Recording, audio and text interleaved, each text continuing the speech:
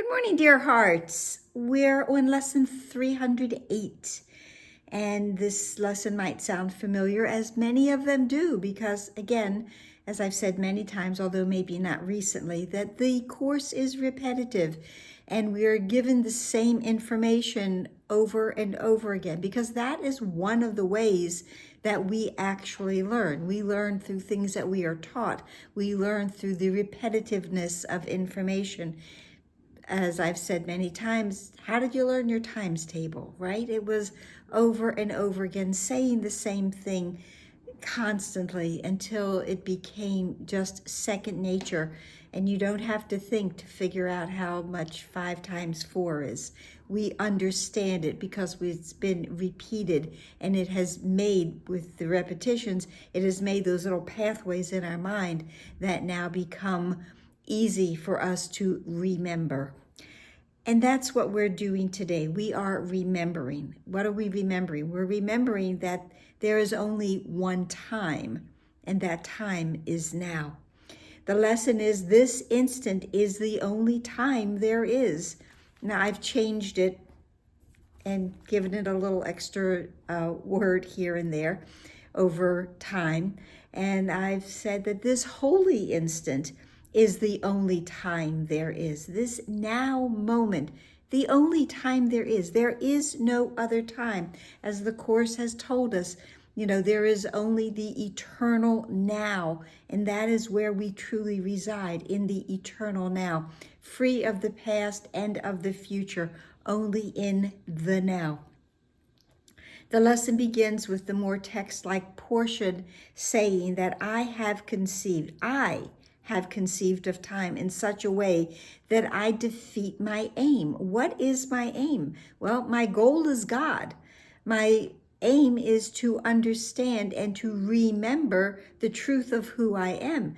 That is my aim. It is the healing of the mind of the Son of God, the child of God. That is my aim.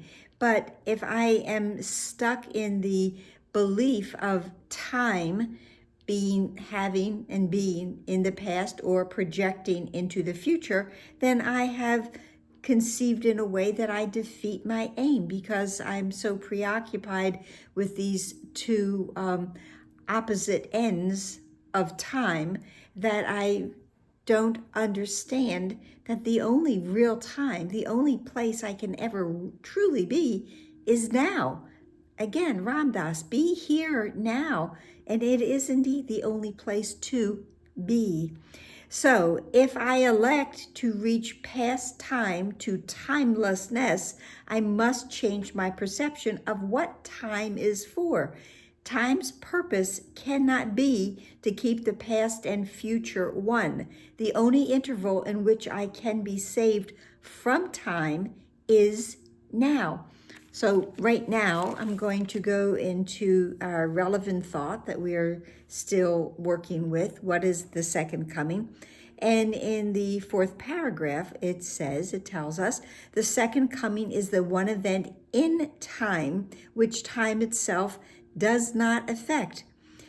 For everyone who ever came to die or yet will come, or who is present now, is equally released from what he made. We are released from the idea, the thought of time that we made up. Time is, as we perceive it, is only within the ego mind. As again, what time really is now, and now, and now. It is always now. And, interestingly enough, for today's lesson, happens to coincide with where in the United States, most of the states, we played with the clocks.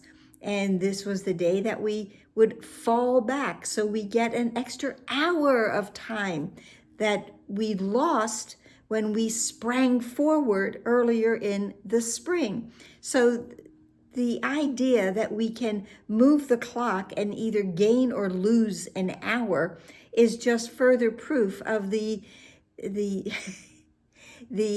unbelievable, unreal nature of what time is, and that we are believing that we are bound by a clock and it tells us what time it is. The time that we want to concern ourselves with is the only real interval, the now interval. And where will we find it? We find it, as many teachers have already said, and I've taught it as well. It's a space. We find the now in the space. What space? The space between a thought, the space between a breath, the space between a heartbeat. There is a little interval of time where we go into it and we become part of the eternal now. It is a gap, if you will. Some have said, mind the gap. That gap is also the home of infinite possibilities, because it is now. And right now, all things are possible. So the only interval in which I can be saved from time is now, that gap. For in this instant has forgiveness come to set me free. The birth of Christ is now, without a past or future, and the angels are watching. Watch with me, angels, watch with me as we witness the birth, the Holy Christ born in us today. He has come. He has come to give his present blessing, the gift, the blessing right here, right now, to the world, restoring it to timelessness and love, to come back to the space where we are not bound by hours and minutes and months and weeks and years. We go into the space where all is well and all is now.